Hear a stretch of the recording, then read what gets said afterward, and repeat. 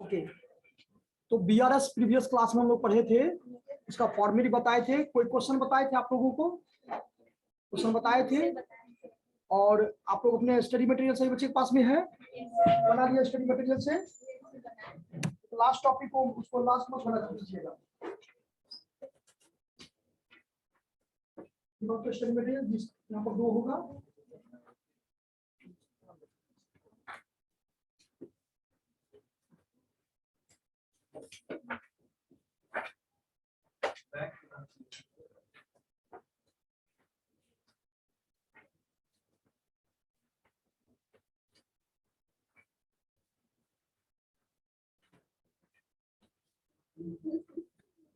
थोड़ा इसमें प्रैक्टिस करो आप लोग। फॉर्मेट तो सेंड किए थे ना आप लोग ग्रुप में? Yes sir. फॉर्मेट पढ़े थे क्या लोगों को? फॉर्मेट पढ़ी थी उसमें तो उसको पूरा पढ़ोगे तभी तो क्वेश्चन बनेगा। एक दो पढ़ने से थोड़ी question.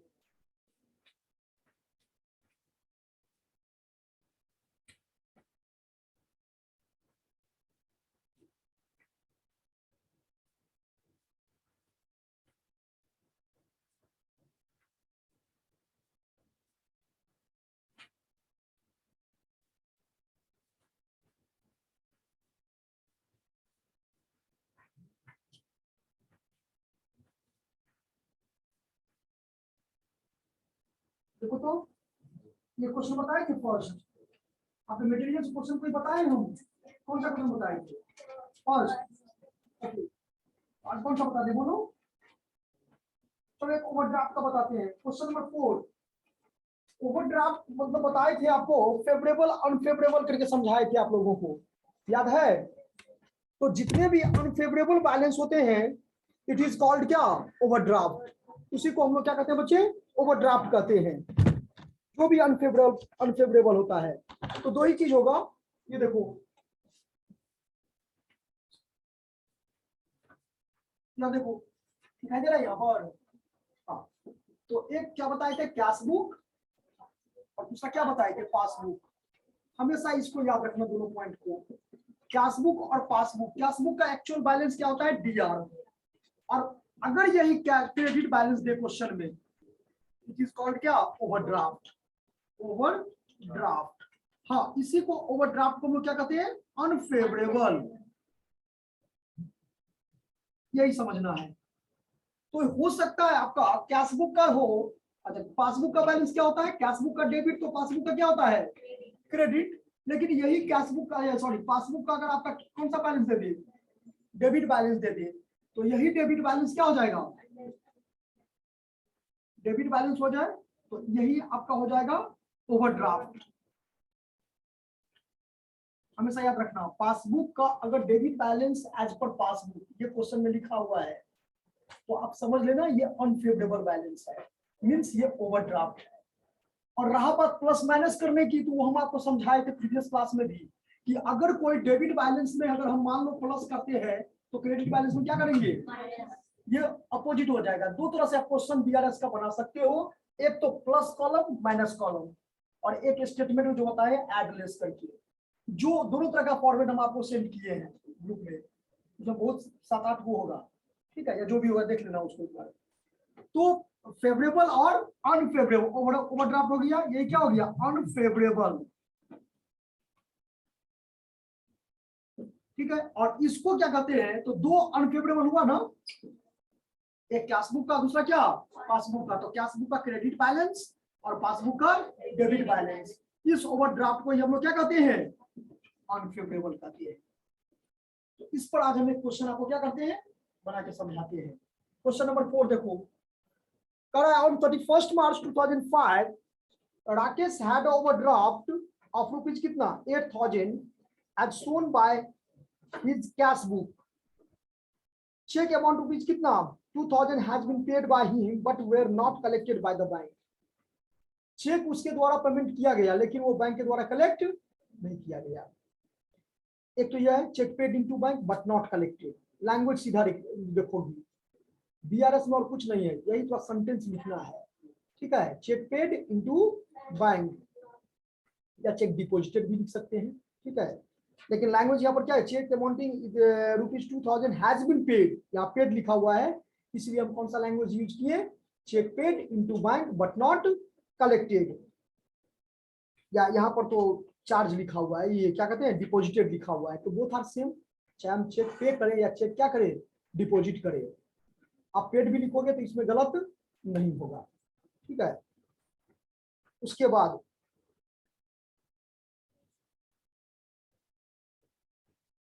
he issued check of rupees कितना 800 which were not presented to the bank for क्या पेमेंट। तो चेक इशूड ये बताए थे, check issued but not presented for. अब याद करो डेबिट बैलेंस में उसको क्या करते थे, ऐड करते थे, तो क्रेडिट बैलेंस में क्या करेंगे, माइनस करेंगे, अपोजिट। तो एक अगर पॉइंट वहां से याद हो जाएगा तो समझने में कोई दिक्कत नहीं होगा। उसके बाद there was a debit in his passbook of rupees कितना 60, यानी एक्सपेंसेस है, इसलिए एक्सपेंसेस नहीं हुआ, क्या हुआ, लिखा हुआ है there was a debit in his passbook, यानी पासबुक में अगर डेबिट है तो कैश बुक में क्या होगा, क्रेडिट। इंटरेस्ट एंड ₹100 क्या बैंक चार्ज, तो उसमें क्या करते थे हम लोग, इसको डेबिट बैलेंस में लेस करते थे, तो इसमें क्या करोगी, ऐड ही करोगी ना। उसमें बैंक चार्ज को क्या करते थे, डिडक्ट तो ही करते थे, एक्सपेंसेस कैश गोज आउट होता है ना, उसमें डिडक्ट करते थे, तो इसमें क्या करेंगे, ऐड करेंगे। तो बस इसी को लेकर के हम लोग क्या करेंगे, इसको देखो, तो हेडिंग क्या लिखोगी, ये समझ में आया, नोट करना है, लिख लिए।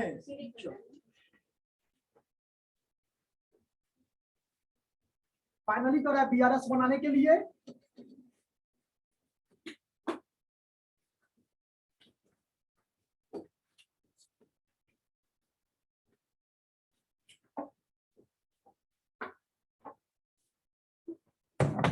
देखो, तो बीआरएस ऑफ नाम भी दिया हुआ है, अब तो बन जाएगा, आप लोग भी बना सकते हो इसको, बीआरएस ऑफ राकेश है, राकेश एज ऑन 1 अप्रैल 2005, ये कर देना है। चलो यही बनाओ।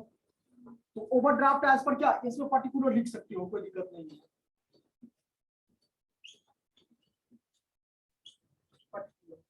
ये अमाउंट का कॉलम हो जाएगा, सिंपल ऐसे ही बना सकते हो। तो क्या लिखेंगे, ओवरड्राफ्ट एज पर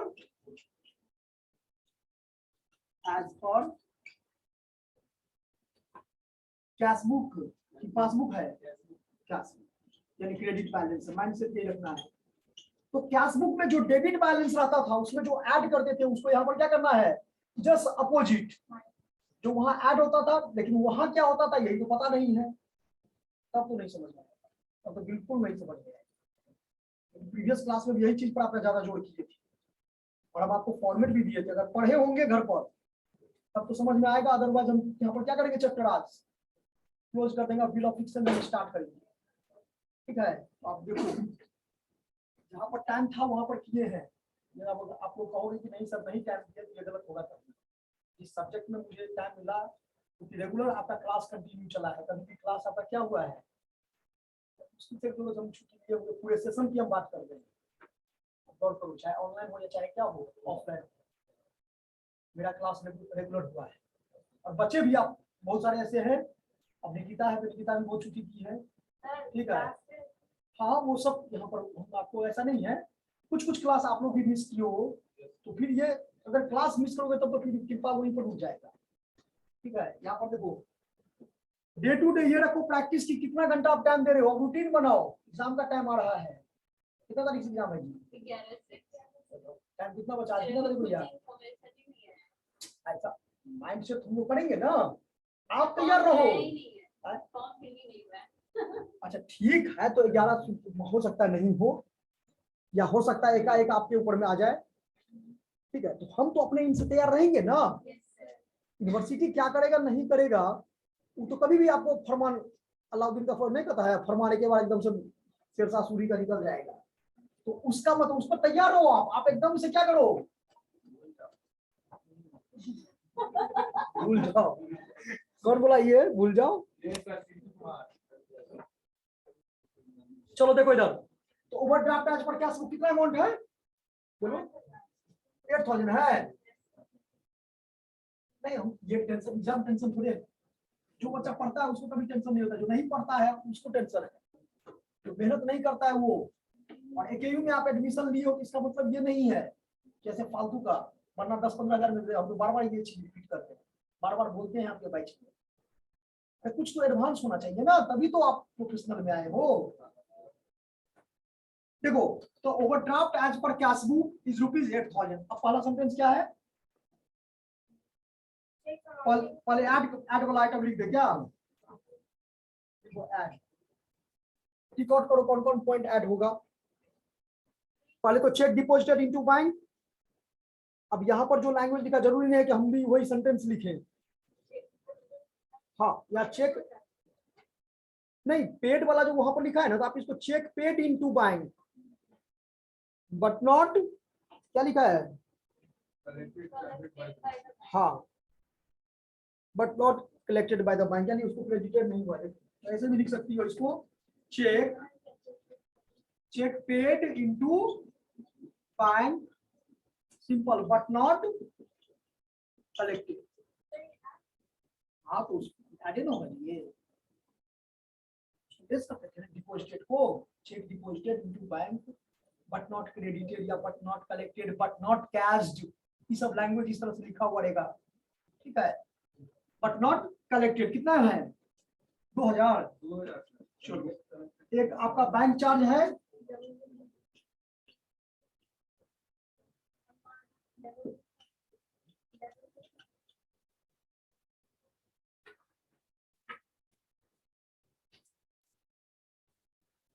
बैंक चार्ज यहाँ पर कितना अमाउंट है बैंक चार्ज जी, 60 रुपया ना,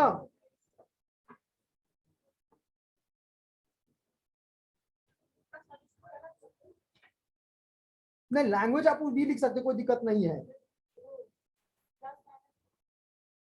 प्लस माइनस तो सही है, 2000 रुपया ऐड किया है नहीं, बैंक चार्ज 60 रुपया। अब तुम लोग ऐसे देख रही हो क्या, अरे ऐसे देखो कि 8000 किस साइड में माइनस में है ना, तो माइनस माइनस प्लस ना होगा जी, जैसे आप इस तरह से देख रही हो, ये देखो उस साइड में आ गया तो इसका मतलब इसमें एडेड हुआ, ये नहीं समझे हम कैसे बोल रहे हैं, ऐड करने का मतलब नहीं समझ रहा, आप लोग ये समझ रहे हो प्लस माइनस, हम प्लस माइनस की बात नहीं कर रहे हैं, हम इस बैलेंस को देख रहे हैं, इसको बेस मानते हुए, इसमें क्या हो रहा है, ऐड हो रहा है कि सब्ट्रैक्ट हो रहा है, हमको ये देखना है। आप डेबिट चूंकि अनफेवरेबल है इसीलिए उसको माइनस, जो जितना भी होता है वो अनफेवरेबल, जितना भी बैलेंस होगा अगर आप प्लस माइनस करके बनाओगे तो अनफेवरेबल बैलेंस को किस कॉलम में शो करते हैं, माइनस कॉलम में, और फेवरेबल बैलेंस होता है तो उसको किस में शो करते हैं, प्लस में, चाहे वो कैशबुक का बैलेंस हो चाहे वो पासबुक का बैलेंस हो, favourable plus column, unfavourable minus column, समझ में आए बात। हाँ तो बैंक चार्ज कितना है, एक 100 रुपया भी था जिसमें 100 रुपया क्या था, अच्छा 60 रुपया,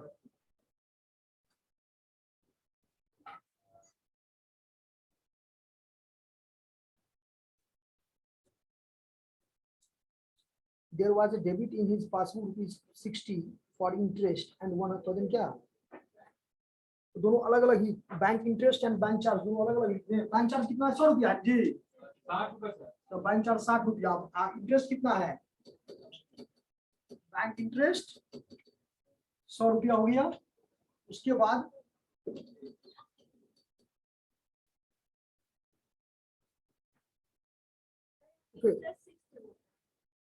हाँ हाँ इंटरेस्ट है 100 रुपया, बैंक चार्ज है, इंटरेस्ट है 60 रुपया, यही बोल दिया अभी तो आप बोल ही रहे थे, देखो 100 रुपया ये हो गया और 60 रुपया ये हो गया। अब इसको क्या करोगे आप लोग, कितना हो गया 8 2 10 10,160 हो गया, और इसमें लेस कर दो, हाँ एक कॉलम और आप इसमें अगर ज्यादा कोशिश करते तो इसमें ये इसको क्या करते हैं, एक कॉलम और खींच बना देते और ये वाला अमाउंट इसमें दिखा देते हैं और ये आपका डिटेल कॉलम हो जाता है, ठीक है। हाँ ऐसे भी कर सकते हो, कोई दिक्कत नहीं है। अब यहाँ पर लेस का आइटम है, लेस करो, चेक इशूड, हाँ check issued but not present for payment, presented for payment कितना है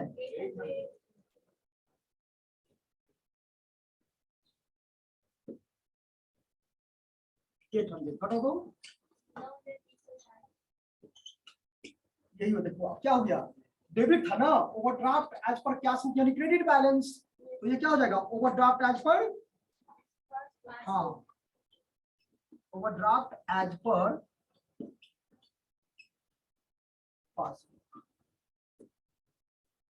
यानी ओवरड्राफ्ट की जगह पासबुक आ गया तो ये कौन सा हो गया डेबिट लिखना नहीं है समझना है कि क्रेडिट है तो डेबिट आ जाएगा डेबिट रहेगा तो क्रेडिट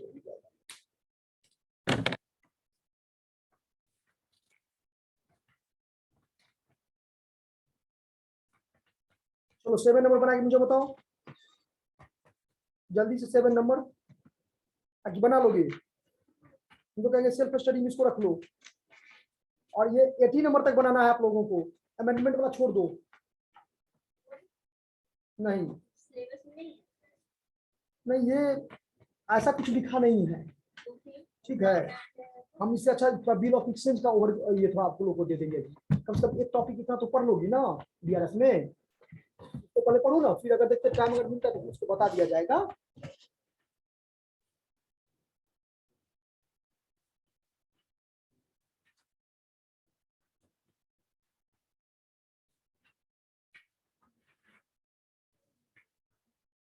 जल्दी से इसको नोट कर दो देखिए तुम्हारे पास कौन सा बुक है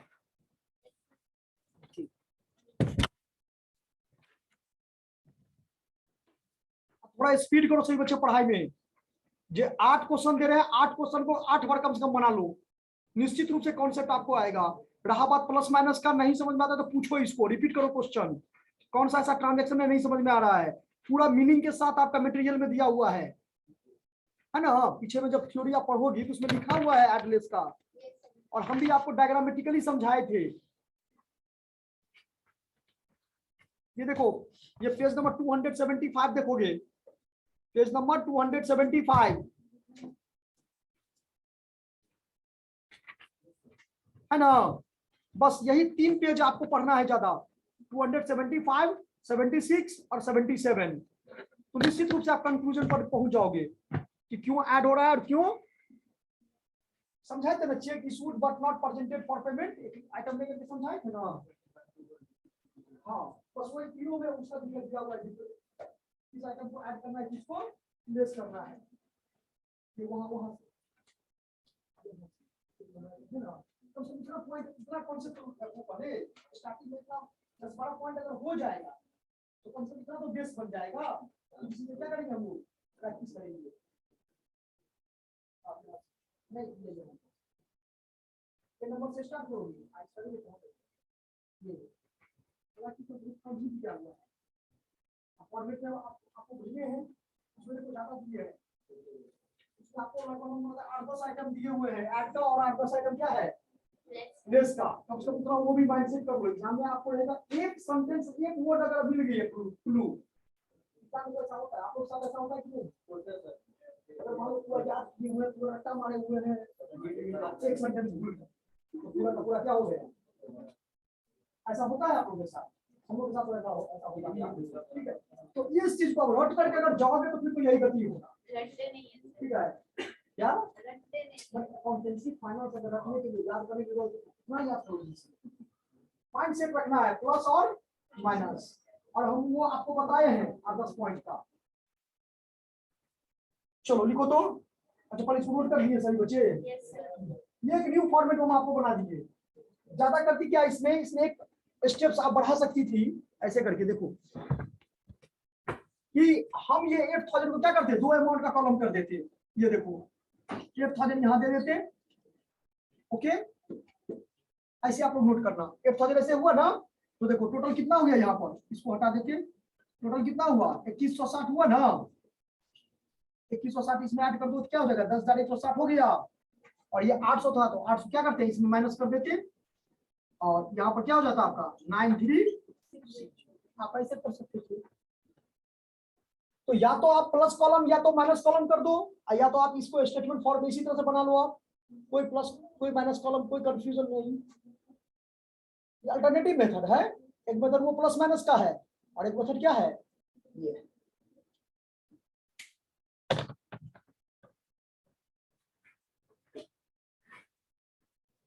तो नेक्स्ट क्लास में मुझे सही बच्चे का चाहिए 8 क्वेश्चन इसमें है, ये दे रहे हैं अभी ना, 1 नंबर से लेकर के देखो कहां तक है।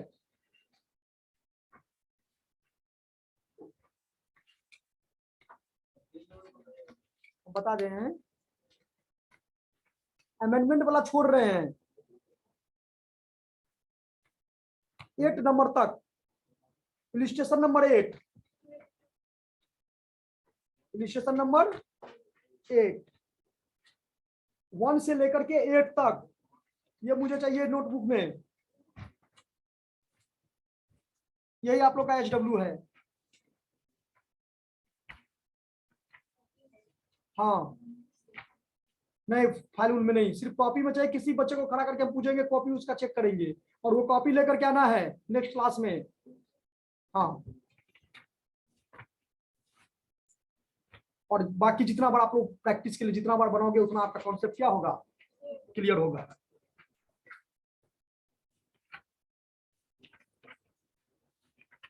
देखो ये चैप्टर जर्नल एंट्री बेस्ड है, लिखो तो बिल ऑफ एक्सचेंज, ये 8 नंबर तक बना करके लाओगे BRS का, ठीक है। बिल ऑफ एक्सचेंज,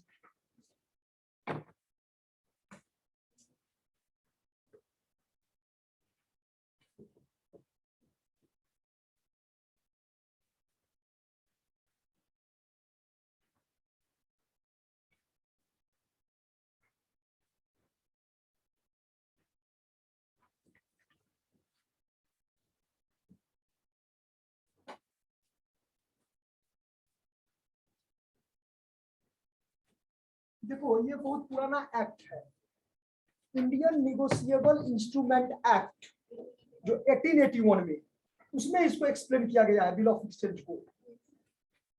पहले समय में हम लोग सभी कोई जानते हैं कि ये आज का नहीं है, ये बहुत पहले से चलता आ रहा है कि किस तरह से कस्टमर को अट्रैक्ट करे, ताकि जो ट्रेडिंग ऑर्गेनाइजेशन है, हम नॉन ट्रेडिंग की बात नहीं कर रहे हैं, और ऐसा तो नॉन ट्रेडिंग में भी होता है, एडवर्टाइज करता है, देखो बोर्ड बैनर फ्लैग्स लगाता है ना जी, किस लिए ऐसा क्यों करता है। जिस मोहल्ले में जिस गली में आप रहते होंगे उसके पोल पर देखो देखो ये आपका लगा हुआ रहता है फ्लैग्स, ऐड करता है ना, क्यों, कि मेरा नाम जाने, इसके बारे में समझे, आकर के एडमिशन ले। ये नॉन ट्रेडिंग की बात है। या कोई एडवोकेट है, वो भी लिख देता अपना घर के बाहर में लिख देगा एडवोकेट अपना हाई कोर्ट या जो भी है, ठीक है, ताकि लोग इसको देखें, अगर उससे रिलेटेड कोई काम हो तो क्लाइंट मेरे पास आए। हम नॉन ट्रेडिंग की बात कर रहे हैं, ठीक है। सीए चार्टर्ड अकाउंटेंट जो, वो भी तो प्रोफेशनल है, ठीक है ना, वो भी एसोसिएट करके लिखते हैं बोर्ड पर कि जो भी रिटर्न फाइल करना है, जीएसटी का काम करना है, आइए सस्ता सुविधा में काम करवा के जाइए।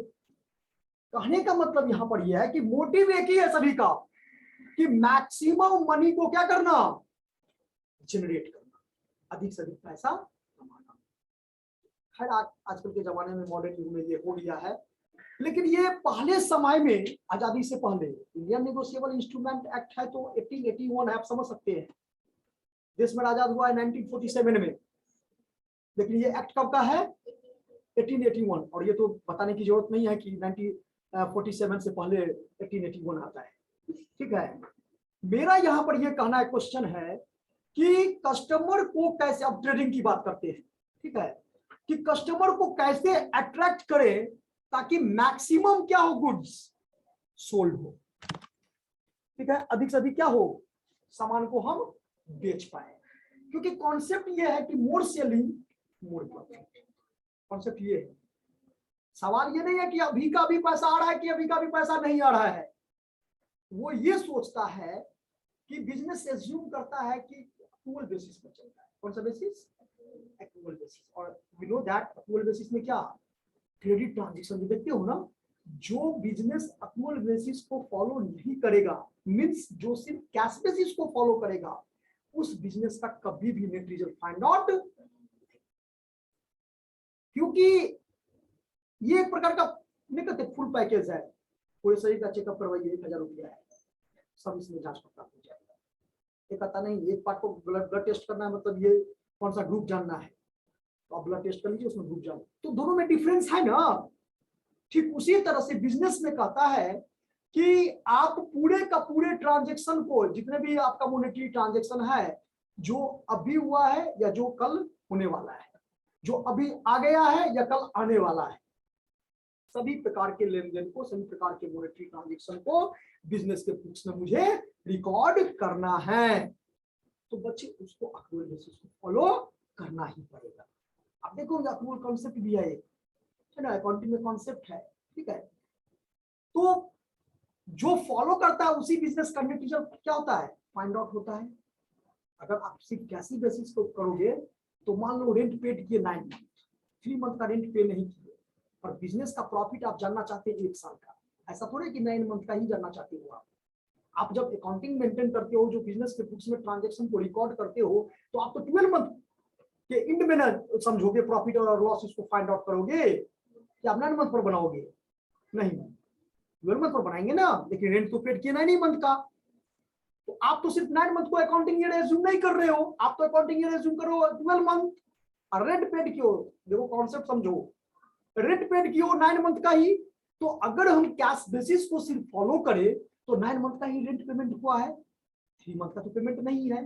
तो जो मेरे पास प्रॉफिट फाइंड आउट होगा, जो रिजल्ट आएगा, उसमें उस प्रॉफिट में उस 3 मंथ का रेंट भी क्या है, शामिल है, जो नहीं दिया। अगर मान लो 10,000 रुपया प्रॉफिट कमाए और 500 रुपया पर मंथ है रेंट, तो यानी इसका मतलब है 3 मंथ हो गया तो 5 के कितना होगा 1500, यानी मेरा नेट प्रॉफिट होना चाहिए कितना 8500। जो मेरा नेट प्रॉफिट कितना शो कर रहा है, गलत है ना, कि सही है। आप तो खुश, मेरे बिजनेस का नेट प्रॉफिट कितना हुआ 10,000 हुआ, लेकिन आप तो कैश बेसिस के ऊपर फॉलो किए हैं, आप तो अक्रूवल बेसिस को फॉलो नहीं किए। अगर अक्रूवल बेसिस को फॉलो करते तो आप क्रेडिट ट्रांजेक्शन को भी बिजनेस के बुक्स में, यही क्रेडिट ट्रांजेक्शन के बारे में आपको क्या कर रहा है, इंडियन निगोशिएबल इंस्ट्रूमेंट एक्ट बता रहा है कि जितने भी मॉनेटरी ट्रांजेक्शन होते हैं, उन मॉनेटरी ट्रांजेक्शनों को आप क्रेडिट ट्रांजेक्शन को कैसे बढ़ावा दें, कैसे इसको प्रोत्साहित करें, ताकि अधिक से अधिक सामान क्या हो, बिके। तो ये बिल के माध्यम से, इसमें एक पॉइंट आता है, सबसे पहला पॉइंट आता है ड्यू डेट। कौन सा डेट आता है, तो how to calculate due date.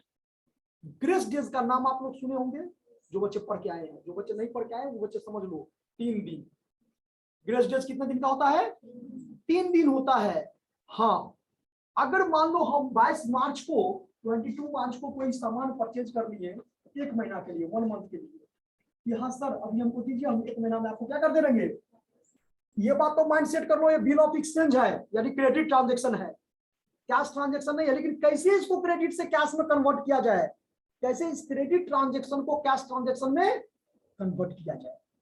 तो हम आपके साथ प्रॉमिस किए कि सर ठीक है, हम आपसे सामान कब तक परचेज कर रहे हैं, 22 मार्च को, 1 महीना का हमको मोहलत दीजिए, समय दीजिए, हम आपको क्या कर देंगे।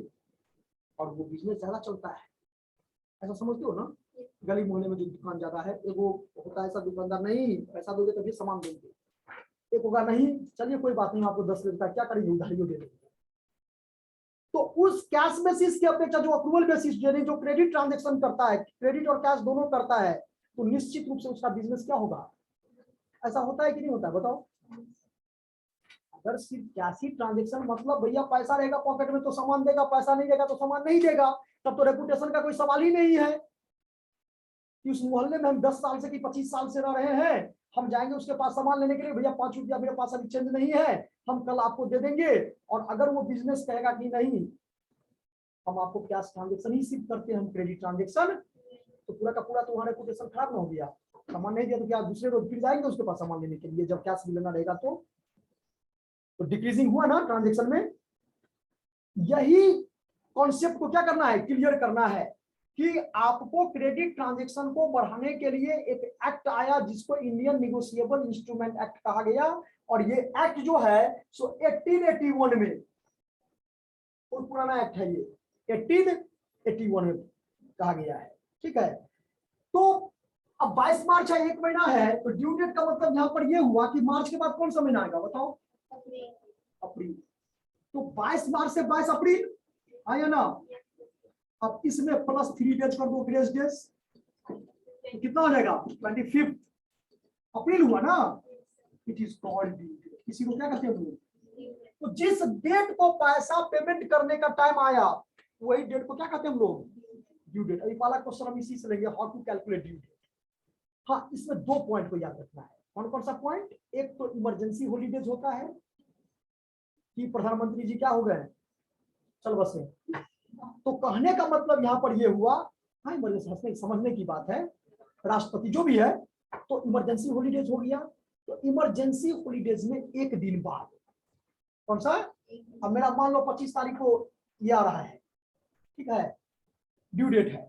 अब 25 तारीख को ही भाई ये तो आकस्मिक है, तो किसी को पहले से पता नहीं ना था कि आज ये डेथ होने वाला है, कि आज ये इमरजेंसी, क्योंकि इमरजेंसी हॉलीडेज का मीनिंग ही यही हुआ कि जिसके बारे में पहले से प्रीडिटरमाइंड नहीं था, पहले जिसके बारे में, जिस इंफॉर्मेशन के बारे में पहले से पता नहीं था, उस इंफॉर्मेशन के बारे में अब जाकर के मुझे क्या चल रहा है, पता चल रहा है एकाएक सडनली।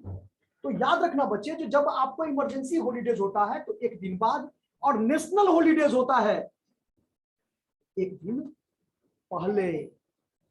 ये 2 कॉन्सेप्ट याद रहेगा।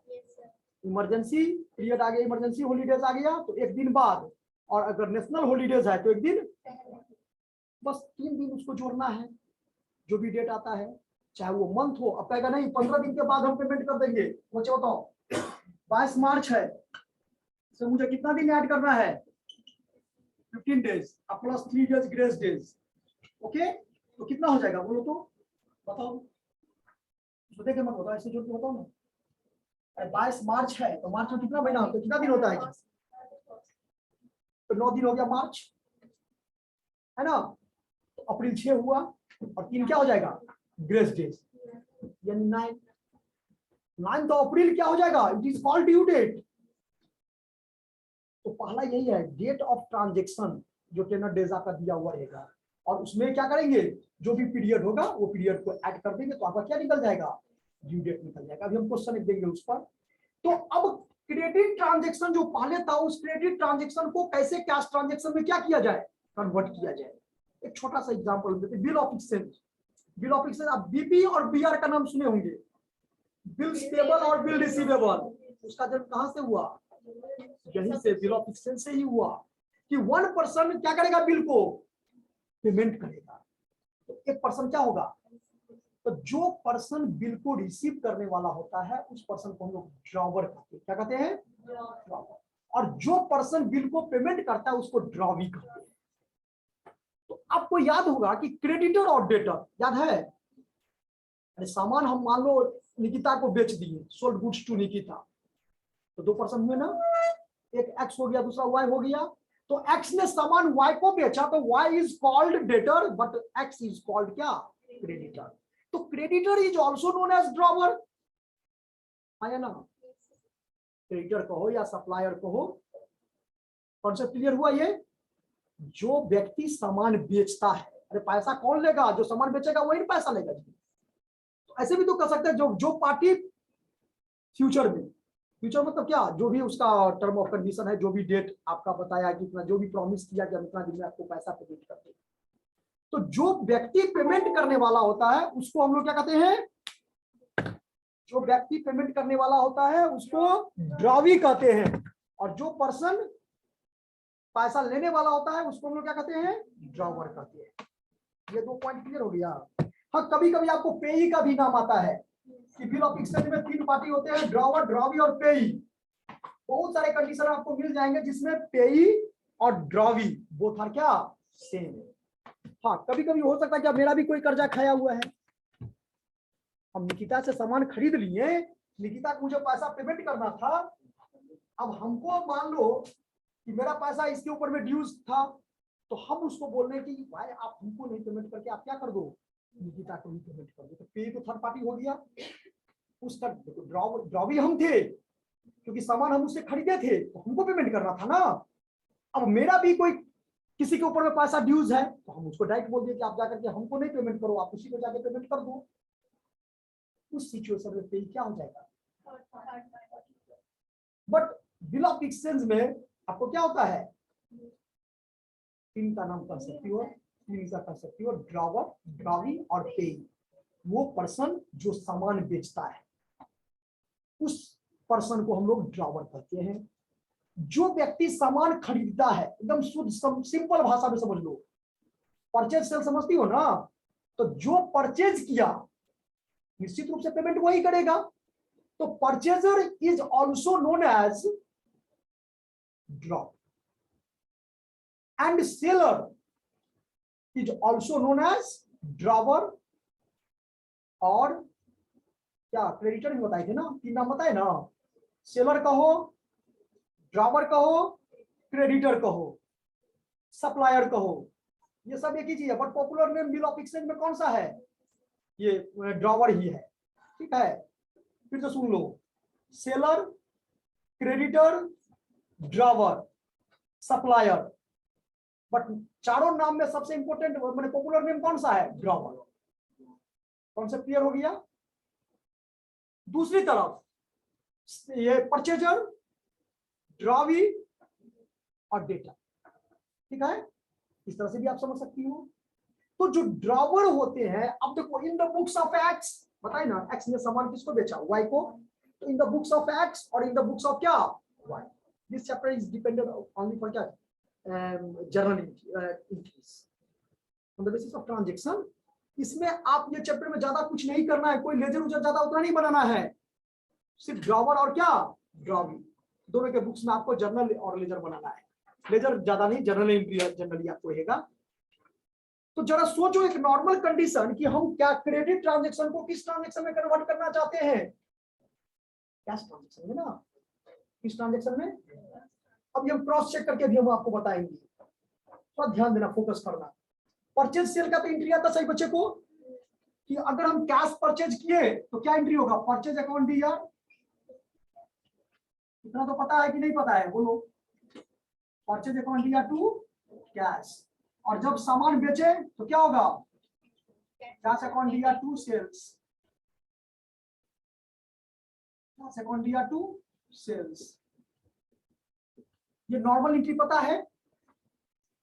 अगर चेक में किए तो बैंक हो जाएगा, वो डजंट मैटर, वो मैटर यहां नहीं है। यहां समझना आपको क्या है कि हर हाल में एंट्री क्या होना चाहिए, क्योंकि हम क्रेडिट ट्रांजैक्शन को किस में कन्वर्ट कर रहे हैं, कुछ सर्टेन डेज के बाद। तो उसमें तो टाइम लेता है ना कि हम आपको 1 महीने के बाद पेमेंट कर देंगे, हम आपको 2 महीने के बाद पेमेंट कर देंगे, उसमें टाइम लेता है। ठीक है, तो बिल ऑफ एक्सचेंज यही है।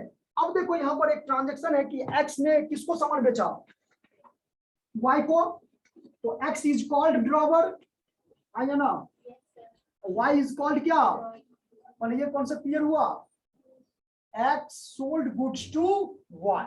सिंपल एक ट्रांजैक्शन है, इज ₹5,000 फॉर 3 मंथ।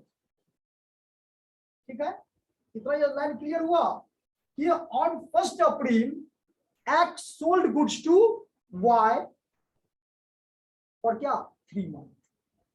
1 अप्रैल को एक्स ने वाई को सामान क्या किया, बेचा, कितना दिन के लिए, यानी वो वाई कमिटमेंट कर रहा है, प्रॉमिस कर रहा है कि हम आपको 3 महीने के बाद क्या कर देंगे, पेमेंट कर देंगे। देखो टर्म ऑफ कंडीशन है इसमें समझना है। तो एक्स सामान बेचा, तो एक्स इज कॉल्ड क्या हो गया, बोलो, ड्रॉवर। अभी जो जैसे बताए हैं, एक्स इज कॉल्ड ड्रॉवर और वाई इज कॉल्ड क्या। तो अब इसको क्रॉस चेक करके हम लोग समझेंगे। पहले तो कैश परचेज और कैश सेल्स का इसका तीन समझ में आ गया।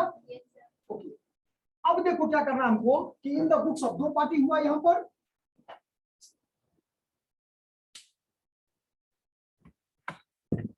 दो पार्टी हो गया, कौन कौन, एक्स और वाई ना। तो in the books of x, पहले एक्स के बुक्स में, तो एक्स के लिए क्या हो जाएगा, सामान बेचा तो बिल तो कलेक्ट करेगा ना, पहले तो ये बेचने का एंट्री करो। In the books of X किसको बेचा है, तो Y is the receiver according to the personal account ना। वाई क्या है यहाँ पर, रिसीवर है, तो वाई अकाउंट डीआर तो क्या, ये पहला एंट्री समझ में आया। ये कब होगा, अप्रैल बोले थे ना, अप्रैल फर्स्ट सपोज करो 2020 है, ठीक है। अब क्या करेगा कि जब बिल ऑफ एक्सचेंज बिल के माध्यम से कोई भी ट्रांजैक्शन होता है तो ऐसे डायरेक्टली नहीं, अब सपोज करो जो पैसा किसका गया, अगर मान लो डूब जाता है पैसा, किसका पैसा डूबेगा, एक्स का कि वाई का। तो एक्स करता क्या है कि वाई को याद दिलाता है, क्या याद दिलाता है कि आपने जो सामान हमसे खरीदे थे, प्रॉमिस किए थे 3 महीने के लिए, उसका ड्यू डेट इस तारीख को है। आप आकर के क्या कीजिए, उसको हमको कैश, हाँ, तो वो एक नोट लिखता है ना, जब तक नोट लिखेगा नहीं, क्योंकि वो तो सामान खरीदने वाला है, वो तो सामान ले लिया, लेकर के क्या मान लो सो गया वो, तो पैसा डूबा किसका, एक्स का ना। तो इमीडिएटली एक्स क्या करता है, उसी दिन जिस दिन सामान किया है उसी दिन एक छोटा सा बिल बना करके, उसमें क्वांटिटी रहता है, कितना क्वांटिटी आप खरीदे हो, किस रेट पर खरीदे हो, क्या एड्रेस है, वो सब उसमें एक्सप्लेन किया हुआ रहता है उस नोटबुक में, ठीक है। और वो वहां से एक्स के यहाँ से कहाँ जाता है, ये एक्स है तो एक्स के यहाँ से कहाँ जाएगा, वाई, वाई उसको क्या करेगा, कलेक्ट करेगा उस बिल को, और कलेक्ट करने के बाद साइन करके वापस किसके पास भेजेगा, एक्स के पास, कि हाँ आपका जो इंफॉर्मेशन था वो मुझे प्राप्त हो गया, ये मेरा सिग्नेचर है। इससे एक्स को पता चलता है कि हाँ हम जो इंफॉर्मेशन देने वाले थे वो इंफॉर्मेशन क्या है, उनके पास तक पहुंच गया है, तो बिल आएगा, ठीक है। तो इसके लिए ध्यान दिया, तो बी आर अकाउंट क्या, डी आर एसेट्स है ना, इसमें क्या समझाएगा, as increases है ना, डेबिटेड, और टू क्या है, वाई ना, जो वाई डेबिट के तो क्लोज करोगे ना वाई को, वाई जो डेबिट था वो क्या हो जाएगा, वाई इज द गिवर, वो बिल कौन दे रहा है, वाई, तो बिल आ रहा है तो बिल अपॉन दिया तो क्या हो जाएगा, हमेशा याद रखना, बिल जब आएगा तो उसको बिल जब पेमेंट करते हैं देते हैं तो उसको बिल्स पेपर दिखेगा, bills paper is the liability of the business या लायबिलिटी ऑफ द पर्सन, उस पर्सन के लिए बिल्स पेपर क्या हो जाएगा। अगर किसी भी पर्सन को बिल पेमेंट करना है, इसका मतलब है कि वो उसके लिए क्या है, लायबिलिटी क्रिएट करता है, और बिल अगर वो कलेक्ट करता है तो वो उसके लिए क्या हो जाएगा, तो बी आर अकाउंट टू क्या हो जाएगा, वाई सेम अमाउंट और सेम डेट। अब उसका ड्यू डेट हो जाएगा कि हाँ इंफॉर्मेशन तो मुझे दिया था कि आफ्टर 3 मंथ हम क्या करेंगे, तो देखो 1 अप्रैल था ना, इसमें जोड़ 3 मंथ, याद रखना मंथ हो या डेज हो, डेज में भी हो सकता है वो, चलो 60 दिन के बाद, 30 दिन के बाद, तो चाहे मंथ हो या चाहे क्या हो, डेज हो, सभी में वो फिक्स है, कौन सा, ग्रेस डेज, कितना दिन, 3 डेज, या ऑब्जेक्टिव में भी क्वेश्चन बार बार आता है, ठीक है। और मेनी डेज, ये देखो तो क्या हो जाएगा यहाँ पर, अब इसके बाद क्या हो जाएगा, कैश फ्रॉम, चेक करेगा तो बैंक करेंगे, बैंक के माध्यम से हो जाएगा, दोनों कंडीशन जो, हालांकि अब बड़े बड़े ऑर्गेनाइजेशन में कैश का क्या हो गया, ठीक है, खत्म हो गया, बैंक ही रिपोर्ट तो बढ़िया बेटर है। अब इसी में 3-4 कंडीशन की उस बिल को डिस्काउंट करवा लिए, उस send to bank for collection, bank को भेज दिए, हो सकता है उसको इंडोर्स कर दिया थर्ड पार्टी को, ये 4-5 कंडीशन, इसमें 4 कंडीशन है मैक्सिमम।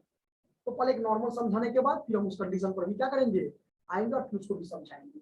तो B R account D R to है, अब इसको पेमेंट करेगा तो कैश गोज आउट, सॉरी इसके पास कैश क्या होगा, आएगा ना, कैश अकाउंट डी आर, अच्छा ये 3 महीना तो अप्रैल मई जून, तो 3 महीना हो गया तो जुलाई हो जाएगा ना, तो कितना 4 तारीख को ना, यहाँ पर क्या लिखोगे, जुलाई 4, कैश अकाउंट डी आर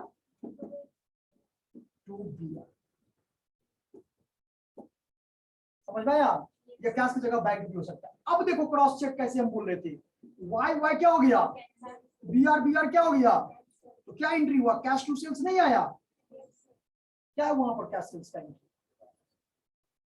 बताया समझ में, लेकिन इस डेट में आकर, कौन सा डेट में, आफ्टर 3 मंथ, ये तो हम लोग को चेक करना था, क्रॉस चेक करना था कि कैश सेल्स का एंट्री कैश कम यानी कैश एसेट्स है, एसेट्स इंक्रीज दैट इज क्या डेबिटेड, और सेल्स रेवेन्यू है, रेवेन्यू भी क्या कर रहा है इंक्रीज कर रहा है, उसको क्या करेंगे क्रेडिटेड।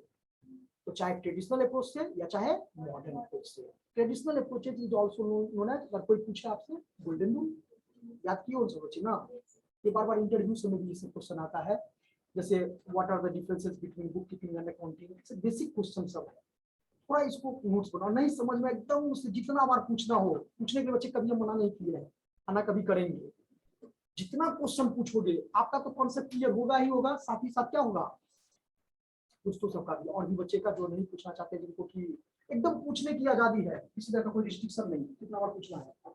ये समझ में आ गया, in the books of X समझ में आ गया। अब इसको क्या करना है, in the books of Y, बस इसका अपोजिट, इसमें अब देखो वाई जो है, वाई सामान क्या कर रहा है, परचेज कर रहा है ना, तो परचेज अकाउंट दिया, एक्स अकाउंट, देखो इनिशियल स्टेज यही है बिल्स पे, बिल ऑफ एक्सचेंज का, ये समझ में आ जाएगा। एक दो क्वेश्चन इसमें जरूर इस पर पहले तो ड्यू डेट पर क्वेश्चन होगा, दो तीन को, एक दो क्वेश्चन इस पर होगा, जब यहां से करोगे फिर स्टार्ट से आगे हम लोग बढ़ेंगे। परचेज अकाउंट दिया टू क्या हो जाएगा, किससे परचेज कर रहा है ये एक्स से, वही समझना है ना, in the books of Y, यानी वाई के बुक्स में एक्स, तो एक्स के बुक में अभी देखे हो ना, अभी वाई आया है ना, इसमें किसका बुक्स था, इन द बुक्स ऑफ एक्स में वाई, और वाई के बुक्स में एक्स, एक्स के बुक्स में बिल्स रिसीवेबल, बिल वो कलेक्ट करेगा और ये बिल क्या करेगा पेमेंट करेगा, इसमें बीआर, तो इसमें क्या हो जाएगा बिल्स पेबल। अब उसमें कैश या बैंक जो भी है डेबिट, तो इसमें कैश बैंक क्या हो जाएगा, क्यों, क्योंकि इसमें इंक्रीज कर रहा है, इसमें डिक्रीज कर रहा है, समझ में आया। तो यहाँ पर इंक्रीज हो जाएगा, परचेज अकाउंट दिया 2x, ये हो जाएगा अप्रैल 1 को, और सेकंड एंट्री क्या हो जाएगा, एक्स अकाउंट दिया टू क्या बिल्स पेबल, ठीक है, ये सेम टू सेम ये हो जाएगा, ये हो जाएगा डेट यही अप्रैल 1, और यहाँ पर कितना ड्यू डेट था, 3 मंथ के बाद कितना होता है, जुलाई ना, जुलाई 4, तो यहाँ पर कितना हो जाएगा बिल्स पेबल अकाउंट दिया कैश या बैंक, बट पॉपुलर बैंक ही, आप बैंक ही लिखना, चलो नोट करो बच्चे इसको,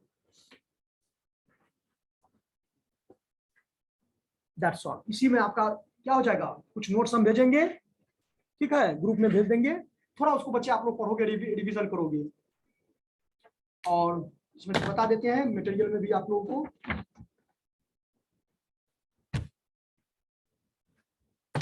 समझ में आया जी कि नहीं आया,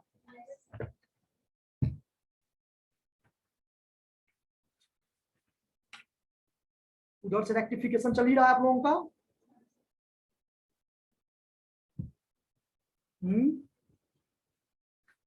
बोलो, रेक्टिफिकेशन उधर से हो गया, बीआरएस, और ये बिल ऑफ एक्सचेंज अब क्लास और लेंगे इसमें,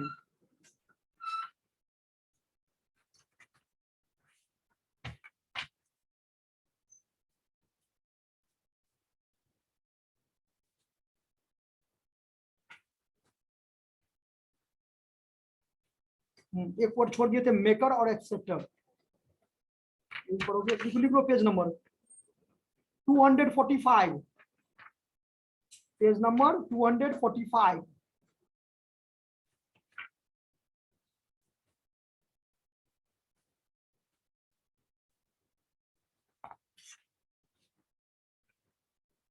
यहां से लेकर के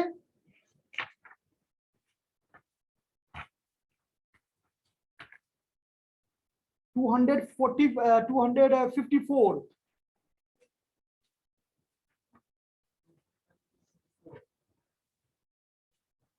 245 से 254, ये थ्योरी है बिल ऑफ एक्सचेंज का इतना, और उसके बाद प्रैक्टिकल जो अभी हम समझाए हैं, जस्ट आपका यहाँ पर समझाए हैं,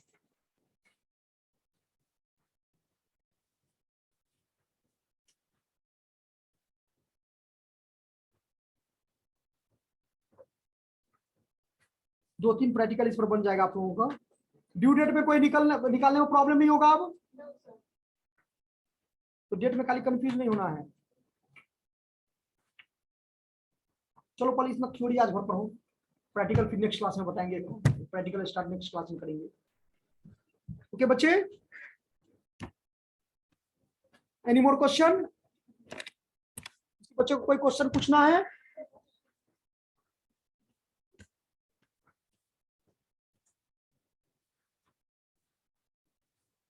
क्या रोल नंबर 33 नहीं आ जाए?